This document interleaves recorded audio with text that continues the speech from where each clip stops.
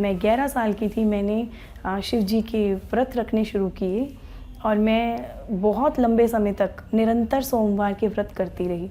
कभी 16 सोमवार तो कभी खुले सोमवार के जो व्रत होते हैं वो, साथ ही साथ कभी पूर्णमासी की कथा और पूर्णमासी के व्रत, और कभी शुक्रवार के व्रत तो कभी वीरवार के व्रत। बट इतने व्रत रखने के बाद भी मेरे क्वेश्चंस, मेरे अंदर की जो बातें थी वो वहीं की वहीं।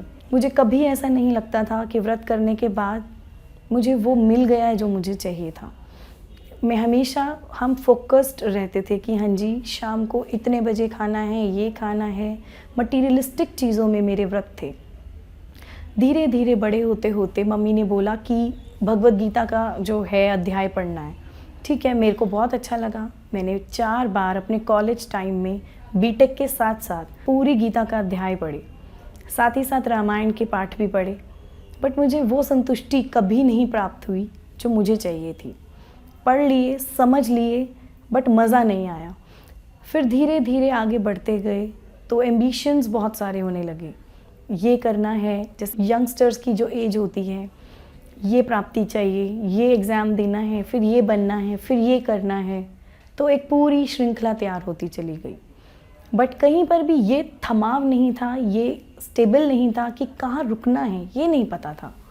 तो मेरी बहुत जल्दी ही उम्र में, 21 साल की उम्र में मेरी शादी हो गई और धीरे धीरे धीरे धीरे फैमिली जब बढ़ी तो मुझे एक पुत्र रत्न की प्राप्ति हुई। और वो बेटे ने आकर दादी के साथ टीवी पर ओम शांति ओम के जो गाना है उसका बहुत लंबे समय तक सुनता रहा। वो बिना उस सॉन्ग के, ओम शांति ओम का जो सॉन्ग है, वो महामंत्र वाला जो सॉन्ग है, उसके बिना वो अपना खाना नहीं खाता था। यही गाना कम से कम 1 साल तक लगातार घर में चलता रहा। और वो सुनते सुनते सुनते उसमें एक लाइन आती है, I am a peaceful soul.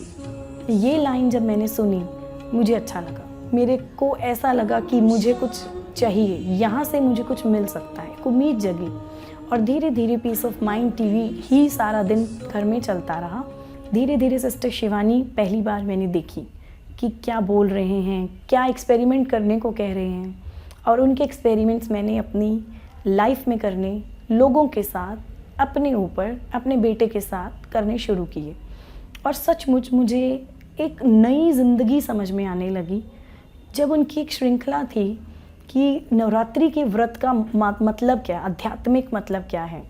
जब मैंने वो सुना तो मैंने शायद बहुत रोया कि मैंने अपनी ज़िंदगी के 27 साल शायद व्यर्थ कर दिए। नवरात्रि के 9 दिन का व्रत सिर्फ आलू को खाना और इन्हीं सब चीज़ों में निकाल दिया।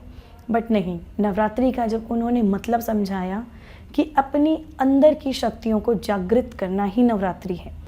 और फिर सूरज भाई की क्लासेस आई। उनका एक सीरियल आता था समाधान, तो वो क्वेश्चन बोलते थे, जो साथ में भाई जी थे और वो आंसर करते थे। और वो ऐसे आंसर्स थे जो कहीं ना कहीं मेरे जीवन से रिलेटेड थे। और मैं मास्टर सर्वशक्तिवान का जो अभ्यास है वो शुरू किया। मैं परम पवित्र आत्मा का अभ्यास शुरू किया। धीरे धीरे धीरे मुझे सच में प्रैक्टिकल अनुभव हुए कि मैं जब भी कहीं पर जाती, मैं पीएचडी कर रही थी, और जब भी मैं अपने गाइड से मिलती तो मैं हमेशा उसको देखकर यही अपने दिल में संकल्प करती कि आज मेरा हर काम बिल्कुल 100% हुआ ही पड़ा है। और सचमुच मेरे गाइड ने मुझे बहुत मदद की। वो गाइड जो 4 साल तक बिल्कुल कभी परवाह नहीं करते थे, उन्होंने लास्ट में आने पर सिर्फ इस संकल्प के, मुझे लगता है, शक्ति थी जिससे उनका हृदय परिवर्तन होता गया। ग्राउंड लेवल पर जो सच था, ग्राउंड लेवल पर जो एक्सेप्टेबल था, शायद वो परमात्मा को पता था। ग्राउंड लेवल पर फैमिली के साथ बच्चे और साथ में परमात्मा का ज्ञान, ये मेरी शक्ति बना।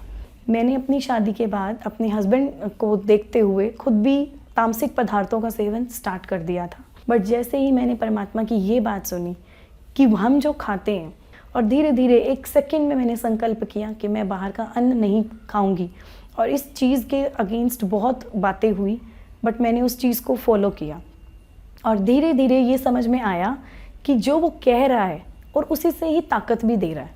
वो सिर्फ कहता नहीं है, परमात्मा साथ में शक्ति भी भरता है। एक दिन ऐसा आया कि मेरा पैर खुद ब खुद सेंटर की तरफ उठा, बट उन्होंने कहा आपको पहले कोर्स करना पड़ेगा। तो मैंने कोर्स स्टार्ट किया। जब पहली क्लास आई कि मैं कौन हूँ, उस दिन मेरे अश्रुधारा बहती रही। मुझे समझ ही नहीं आया कि मैं अब तक क्या कर रही थी। सिर्फ टीवी में एक्सपेरिमेंट्स, टीवी को देख देख कर जो एक्सपेरिमेंट किए थे वो एक तरफ था, मैं आत्मा हूँ ये लाइन तब तक मैंने चैनल्स पे नहीं सुनी थी। और मैंने जब परमात्मा का ज्ञान, जब दीदी ने कोर्स कराया और मैं कौन हूँ, मेरा कौन है, थर्ड लेसन जो था, जब तक मैं वहाँ तक आई, जो हमारा सृष्टि चक्र का लेसन है, जब तक मैं वहाँ तक आई मुझे पक्का निश्चय हो चुका था कि I am at the right place. मुझे ये समझ में लग गया था कि मैंने अब तक जो किया वो व्यर्थ था। वो दिन और आज का दिन मैं रेगुलर परमात्मा की ज्ञान की स्टूडेंट हूँ और मैं इसको अपना सबसे बड़ा भाग्य समझती हूँ कि वो उठाता है, वो ही खिलाता है और वो ही सब कुछ प्लान करके रखता है। हमें सिर्फ टच करना है, हाथ लगाना है। फैमिली वालों ने बहुत सहयोग दिया, बच्चों ने बहुत सहयोग दिया। बच्चे बहुत छोटे हैं बट जितने साल मुझे ज्ञान में हुए हैं वो उतने ही साल के हैं और मैं दिल से उनका धन्यवाद करती हूँ कि एक छोटे से बच्चे के एक गीत से मेरे को वो चीज़ मिल गई जो मुझे शायद इतने गुरुओं का सत्संग सुनने के बाद भी कभी प्राप्ति नहीं हुई थी। और साथ ही साथ धीरे धीरे जब हम बड़े ज्ञान में आगे आगे आए तो 2021 में कोविड के बहुत प्रकोप के चलते मेरे माता पिता का शरीर छूट गया और वो एक बहुत ही हिलाने वाली एक सिचुएशन थी। परमात्मा शायद टेस्ट ले रहे थे, शायद यही मेरे टेस्ट की एक घड़ी थी जब जिस टाइम पे मैंने उसका हाथ पकड़ के रखा। मम्मी ने जाते जाते भी यही बोला कि वो साथ है। बचपन से यही सिखाया था कि परमात्मा को अपना बेस्ट फ्रेंड बना के रखना है, सिर्फ वो काम आएगा। और ये लाइन 2021 में कोविड के टाइम पर जब माता पिता का देह त्याग हुआ तब मेरे हाथ में यही एक मैसेज था माता पिता का कि वो साथ है। जब वो साथ है तो कोई परवाह नहीं किसी चीज़ की। यहाँ पे दीदियों ने इतना कि मेरे को वो सिचुएशन से पार होने में बिल्कुल कोई कष्ट नहीं हुआ। जैसे सच में बाबा मुरली में बोलते हैं कि ये सब स्थितियाँ आएंगी बट इसके लिए तैयारी बहुत पहले से चाहिए। तो वो तैयारी ही शायद मुझे लगता है बाबा मेरी 5 साल से करा रहे थे, जो उस टाइम पर मेरा एक अश्रुधारा भी नहीं बही और वो मेरी जो स्थिति थी उससे सेवा हुई। मैंने कभी मुख से सेवा नहीं की, मुझे बहुत ज़्यादा कभी इस चीज़ का अभी चांस नहीं मिला, हम बहुत अभी इतने परिपक्व नहीं हुए, बट वो जो स्थिति थी उससे खुद ब खुद सेवा होती चली गई। जो लोग सिर्फ बाहर खाने को या उस चीज़ों को ही पाबंदी मानते थे कि ये तुम्हारी उम्र नहीं है या ये सब तो चलता रहता है, इस तरह की जो बातें थी वो सब एक तरफ होती चली गई और धीरे धीरे सचमुच परमात्मा के ज्ञान की प्रकाष्ठा होने लगी। वो विजिबल हुआ, वो हमारे कर्मों से विजिबल हुआ। और इसी तरह आगे चलते चलते फिर मेरे ससुर जी और सासू माँ वो भी धीरे धीरे इस ज्ञान की तरफ अब बहुत ज़्यादा आ चुके हैं और वो इस चीज़ को एक्सेप्ट करते थे बट अब वो दिल से मानते हैं।